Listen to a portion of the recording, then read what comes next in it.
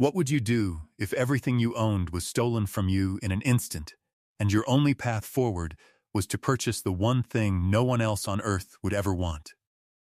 For 18-year-old Jane Haskins, a single $2 bill was the humiliating price of a ruined outlaw's cabin, a place so feared and reviled it had been left to the mercy of the Wyoming seasons. But the truth buried beneath its rotting floorboards would prove that the most dismissed places often hold the most valuable secrets.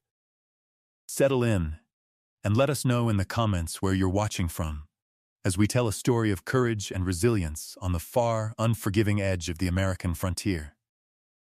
The dust of Redemption Gulch settled on Jane's worn boots, a fine red powder that felt like the grit of her own life settling into every crack and seam. It had been a week since her guardian, a man she'd called Uncle, had sold the family claim from under her.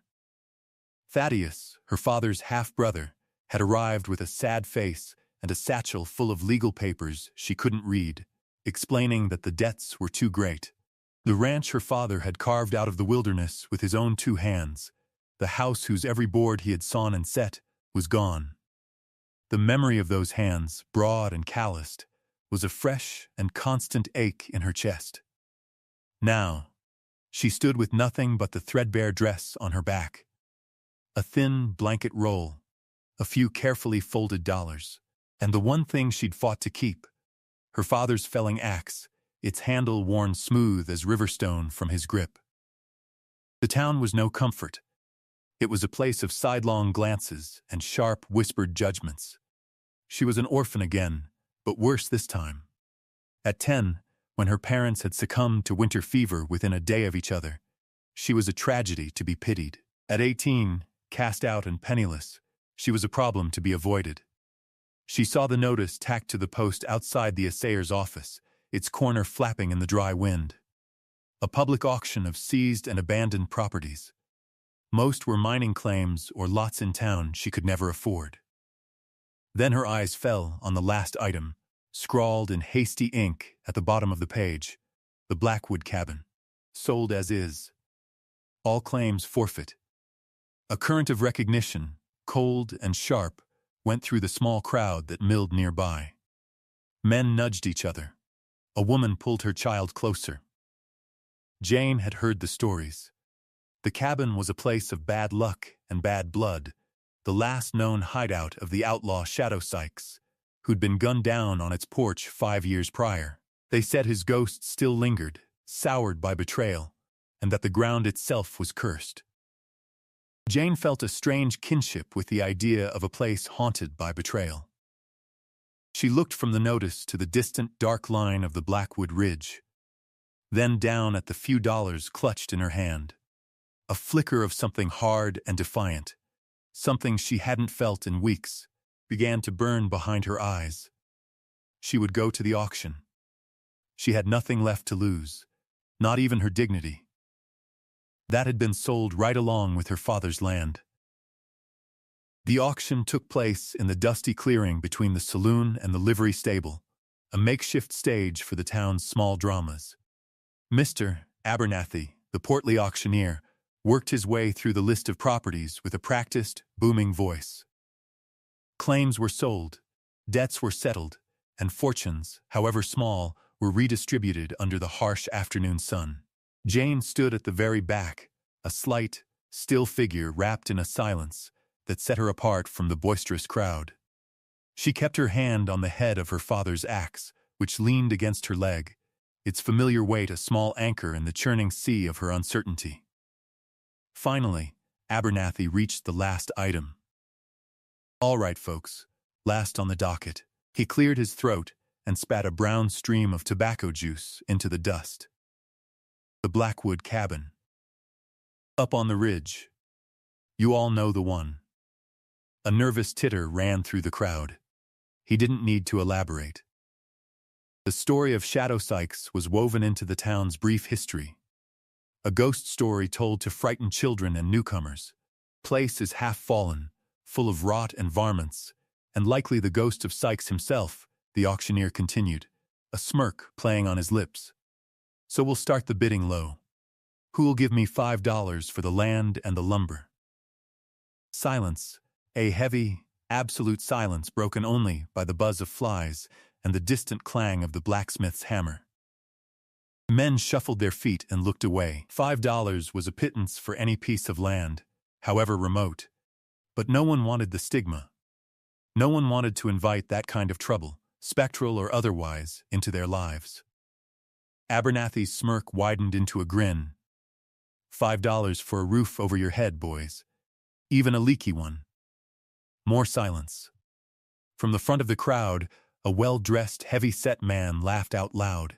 It was Silas Croft, the owner of the largest ranch in the valley and the man who held sway over most of the town's business.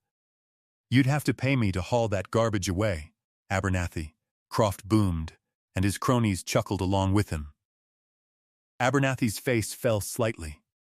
He sighed, ready to dismiss the lot. "All right then, anyone? Any bid at all? $1, just to clear the books?" He looked around, his gaze passing over Jane without seeing her. In the ringing silence, a clear, steady voice, surprisingly loud for coming from such a slight frame, cut through the air. $2. Every head turned. The crowd parted as if by a silent command, revealing Jane standing alone at the back, her chin lifted, her eyes fixed on the auctioneer. For a moment, there was only stunned disbelief. Then, a low wave of laughter started, beginning with Croft and spreading through the rest.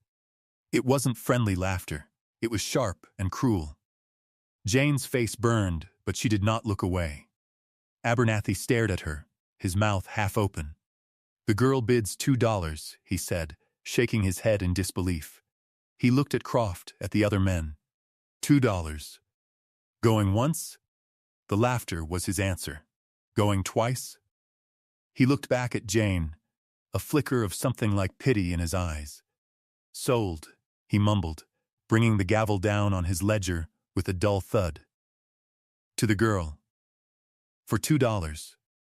Jane walked forward, the whispers of the crowd like a physical force against her. She placed 2 worn dollar bills on the ledger, took the deed Abernathy had hastily signed, and turned to leave. As she passed, Silas Croft stepped into her path. "Enjoy the splinters, girl," he sneered, his eyes cold and dismissive. "And the nightmares." Jane said nothing. She simply walked past him, clutching the flimsy piece of paper that was now her only possession in the world. The town's mocking laughter a bitter song at her back.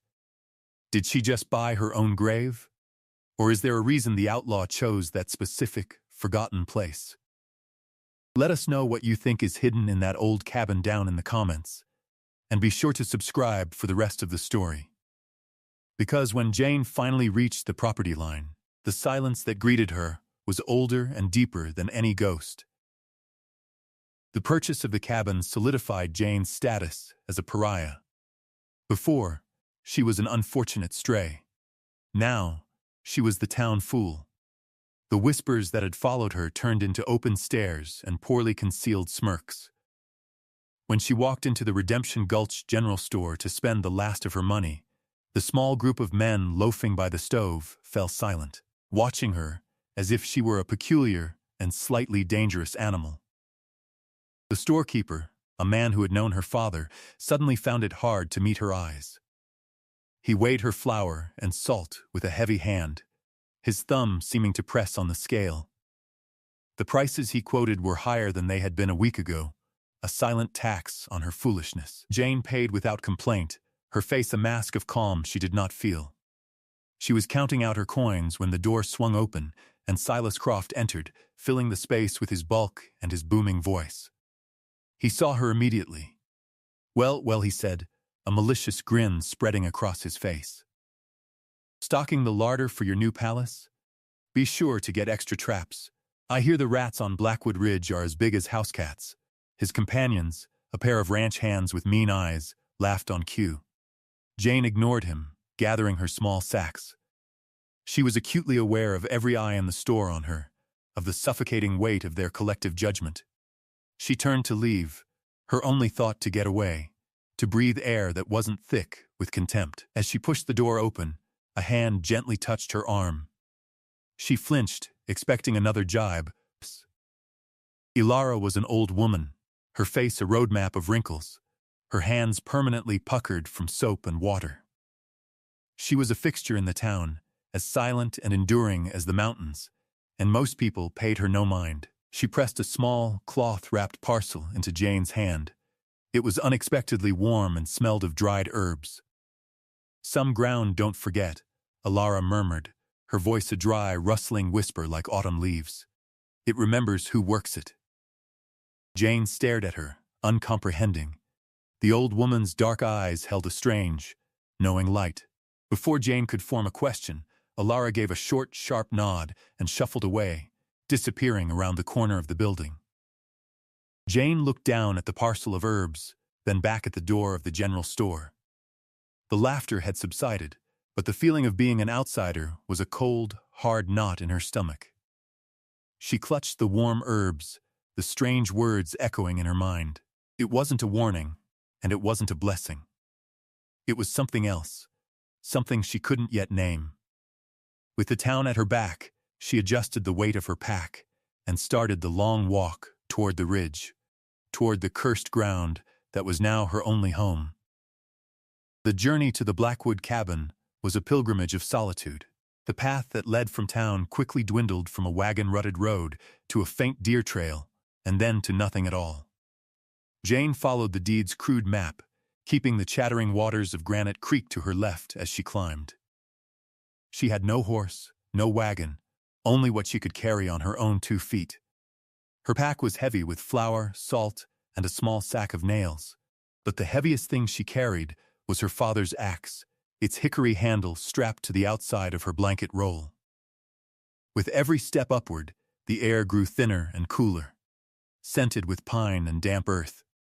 The sounds of the town, the blacksmith's hammer, the saloon's tinny piano, the chorus of derision, faded, replaced by the sigh of the wind in the high pines and the scolding cry of a jay. The land was beautiful in a way that was both breathtaking and deeply intimidating.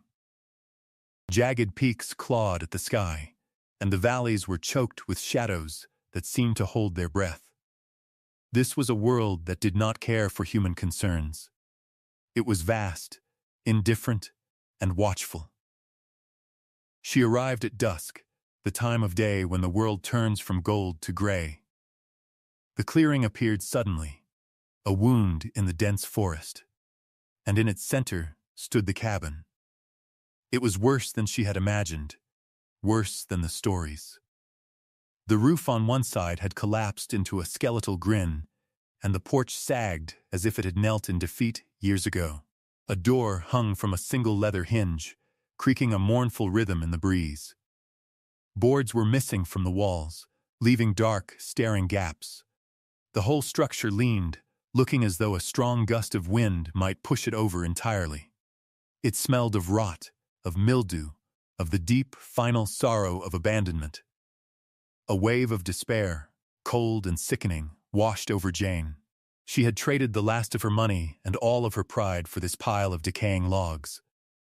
The laughter of the town echoed in her ears, and for a moment she was tempted to turn around, to walk back down the mountain and face whatever humiliation awaited her.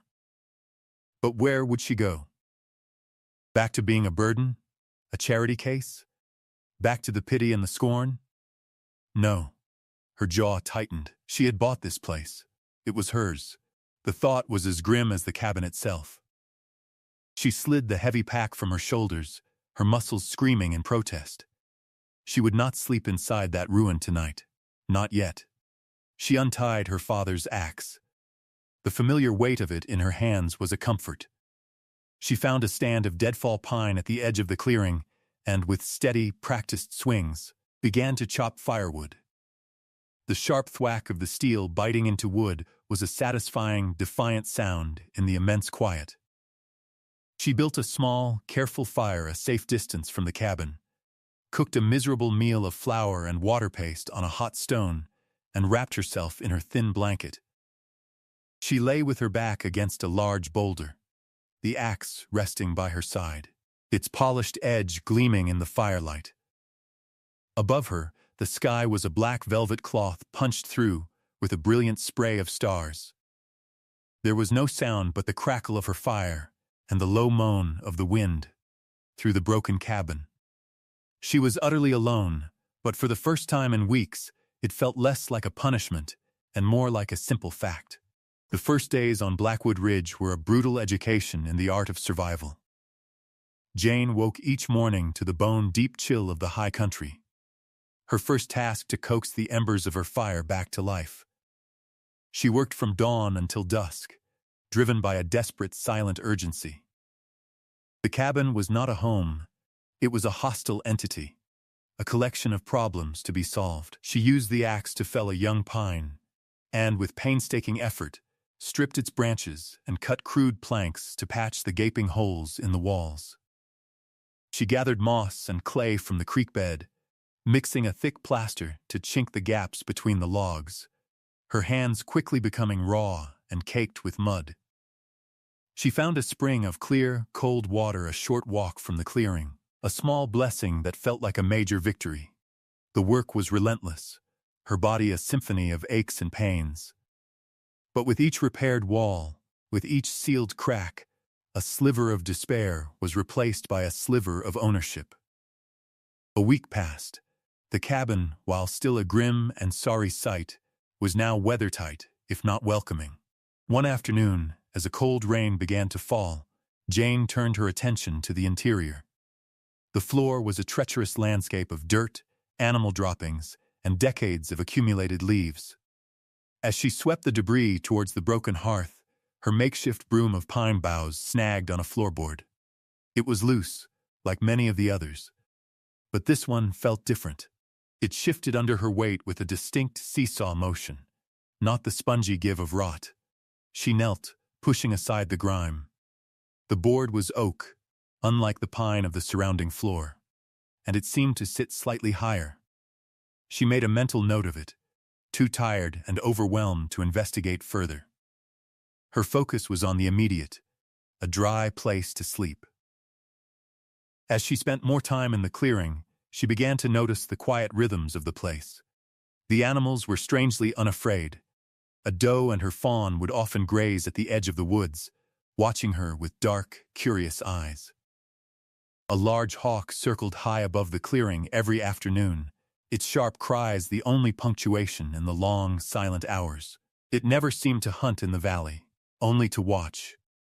It was a strange, persistent vigilance. She felt less like an intruder and more like an object of quiet observation. One evening, exhausted, she sat on the porch step, which she had shored up with a few sturdy rocks. Her eyes fell on the threshold stone, the large, flat rock that formed the entrance.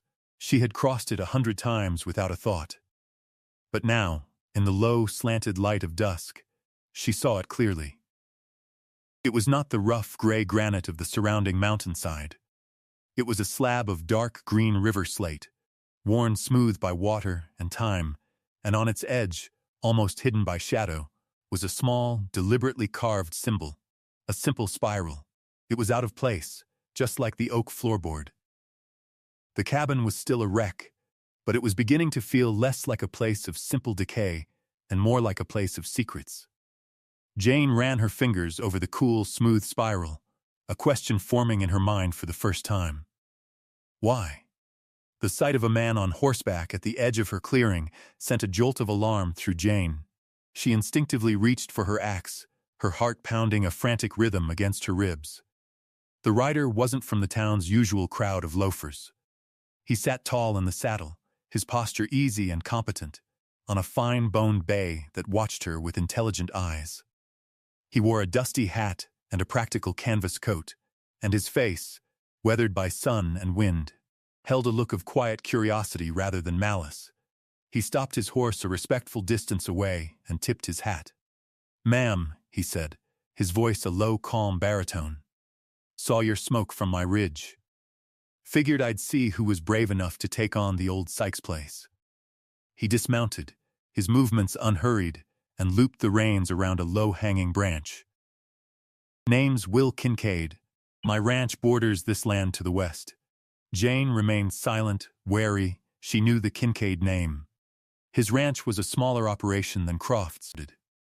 Jane Haskins, she finally said, her voice tight.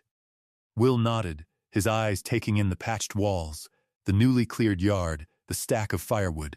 He didn't mock, he didn't pity, he simply assessed.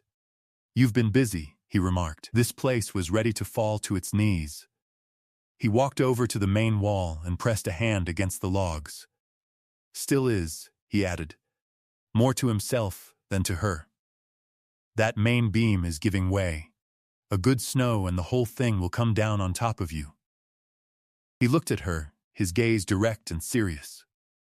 I'm not here to trouble you, Miss Haskins, but I can't in good conscience leave you to face a Wyoming winter in this state. I've got some tools and some experience. I'd be obliged if you'd let me help you shore up these walls. Jane was taken aback. It was the first offer of genuine help she'd received since losing her home. She looked from his steady, honest face to the leaning cabin.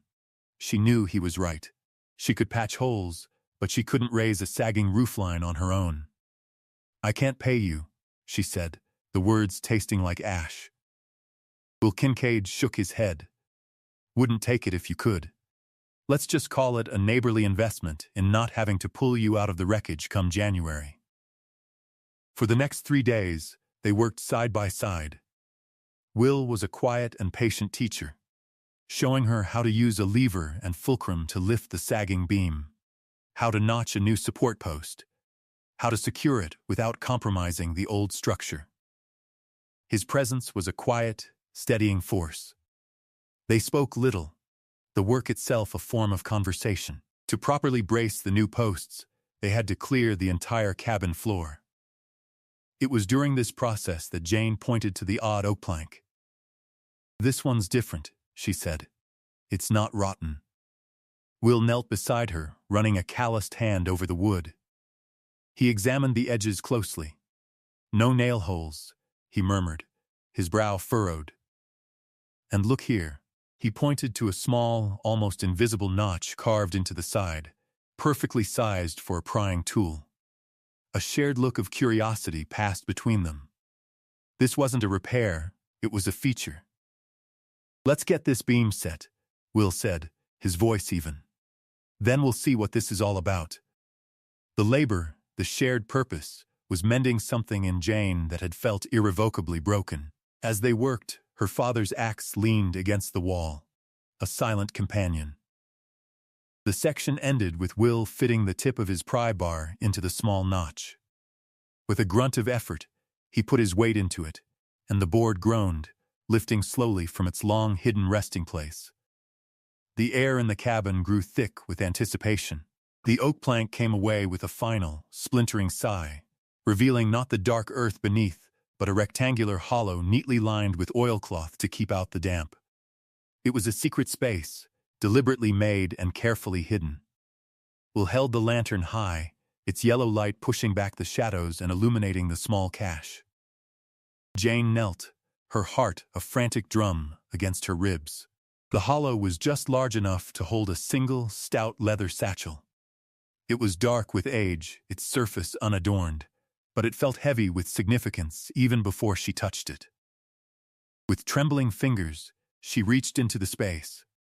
The leather was cold and stiff. She hooked her fingers under the straps and pulled. It was heavier than she expected. She lifted it out and set it on the dusty floor between them, the lantern light flickering over its worn surface. For a long moment, neither of them spoke. The only sound was the low whisper of the wind outside, a sound that suddenly felt like a held breath. Jane's fingers fumbled with the stiff brass buckles. They finally gave way with a rusty click. She lifted the heavy flap. The smell that rose from the satchel was the scent of things long hidden, dry paper, crumbling leather, and the faint metallic tang of ink. She reached inside and her fingers closed around a thick, crisp packet of papers. She drew it out into the lantern light. They were bearer bonds, issued by the Union Pacific Railroad, each one promising a sum that made her head swim. There were dozens of them. It was a fortune, more money than she could possibly imagine, lying there on the floor of a $2 cabin. Will let out a low whistle. Sykes wasn't just a rustler, he murmured. his eyes wide. Beneath the bonds was another, softer bundle, tied with a faded blue ribbon. Jane carefully untied it. They were letters. Not business, but personal. The handwriting was elegant, surprisingly so. They were love letters, written by the outlaw Shadow Sykes to a woman named Amelia. They spoke of a life he wished he could have, of regret, and of a deep, abiding bitterness. He wrote of being trapped, of being used by men who smiled at him in public and plotted with him in private. He was not the monster of the town's stories. He was a man cornered, betrayed, and fighting back in the only way he knew how. At the very bottom of the satchel lay one final object, a small, black, leather-bound ledger. It felt heavier than the bonds and letters combined. Jane took it, her hands shaking slightly, and opened it to the first page. The same elegant script from the letters filled the pages, but this was not poetry. It was an accounting. Dates, a description of services rendered, cattle driven from Croft North Range, silver shipment from the Blue Lode waylaid, and next to each entry, a name and a sum. At the top of the list, repeated more than any other, was the name Silas Croft. The ledger was a meticulous record of betrayal. It detailed, with chilling precision, how Croft and a half-dozen other respectable men of Redemption Gulch had hired Shadow Sykes to be their own personal disaster. They had paid him to rustle their own herds, raid their own freight, and create a reign of terror for which they could then collect handsome insurance payments and federal relief funds. Sykes, the feared outlaw, had been their employee. He was the shadow they had cast themselves to hide their greed. Jane looked up from the ledger, her eyes meeting Will's in the flickering light. The truth she now held was a weight far greater than gold, and far more dangerous. A sudden, violent gust of wind slammed against the cabin, making the newly braced timbers groan. The lantern flame danced wildly, casting their elongated shadows against the walls like spectral giants. Outside, the sky had turned a bruised purple-gray, and the first hard pellets of snow began to hiss against the roof. The blizzard descended without warning, a white fury that erased the world, isolating their small, repaired cabin in a sea of swirling snow. The crisis had moved from the discovery in the satchel to the immediate reality of survival. The storm trapped them, forcing an intimacy and a reckoning. They built up the fire in the hearth, the warmth a small bastion against the howling wind. Will secured a blanket over the doorway while Jane made coffee. The ledger lay on the small, rough table between them, a silent, powerful presence. "What are you going to do?" Will finally asked, his voice low and serious, cutting through the storm's roar. Jane traced the name Silas Croft with her finger. "This isn't just about money," she said, her own voice barely a whisper. "This is about everything. My father's ranch, Thaddeus said the debts were too great. How many of those debts were to him?" She knew, with a sickening certainty, that Croft's greed had likely swallowed her family's legacy. To reveal this ledger was not just to claim a fortune, it was to declare war on the man who owned the town, the man who had laughed at her ruin. As the storm reached its peak, a frantic, desperate banging rattled the door. It was a sound barely audible over the gale, thin and terrified. Will grabbed a heavy piece of firewood as a club, and Jane held the lantern high as he pulled back the blanket. A man stood there, covered in snow, his face etched with panic. "Please," he begged, his teeth chattering. "My wife, the baby is coming." Our wagon broke an axle down the trail. Without a moment's hesitation, Jane pushed past Will. "Bring them in," she commanded. "We'll help the man carry his heavily pregnant wife inside, their small daughter, no older than 5, trailing behind them, weeping with cold and fear." Jane, who had been an outcast only days before, became a beacon of sanctuary. She gave the terrified woman her own blanket, brewed them tea with Alara's herbs, and gave the little girl the warmest spot by the fire. She moved with a quiet competence that amazed Will. This small, determined girl was transforming a cursed outlaw's hideout into a haven. Seeing her in action, Her compassion and strength shining in the face of crisis solidified something in Will's heart. This wasn't just about helping a neighbor. He looked at Jane, who was calmly reassuring the frightened mother, and he knew. "This is your land now, Jane," he said softly, so only she could hear. "Your truth. I'll stand with you." When the storm finally broke 2 days later, the grateful family departed, promising to tell everyone in Redemption Gulch of the angel on Blackwood Ridge who had saved them. The crisis had passed, and Jane's choice was made. She would not hide. She would carry the truth down the mountain. The return to Redemption Gulch was a different kind of journey. Jane and Will rode down the mountain together, Will's steady bay beside a gentle mare he had brought for her from his own remuda. The world was scrubbed clean and silent, draped in a thick blanket of new snow. By the time they reached the town, word had already preceded them. The family Jane had sheltered, the Millers, had kept their promise. The story of the girl in the haunted cabin who had saved a mother and newborn child during the blizzard had spread like wildfire, transforming Jane from the town fool into a local heroine. The stares that followed her now were not of scorn, but of awe and curiosity. People emerged from the storefronts and houses to watch them pass. Their whispers changed in tone. Silas Croft's narrative had been broken, replaced by a new, more compelling one. Jane knew the town's loyalty was a fickle thing, but it was a start. She did not go to the town sheriff. The ledger implicated too many people for her to trust local law. Instead, she and Will went to the hotel and waited. The circuit judge, a man named Elias Miller, was due to arrive that day. Judge Miller was a stern, uncompromising man with a reputation for ironclad fairness. When he arrived, Jane, with Will at her side, approached him in the hotel's dining room. In a clear, steady voice, she requested a public hearing. Intrigued by the strange request from the now famous girl from Blackwood Ridge, he agreed. The only space large enough to hold the gathered crowd was the saloon. That afternoon, the entire town crammed inside, the air thick with anticipation. Jane and Will stood before a large table at the front. With methodical calm, Jane laid out the contents of the satchel, the stack of Union Pacific bonds, the bundle of Sykes's tragic letters, and finally, the damning black ledger. Silas Croft, who had pushed his way to the front, turned purple with rage.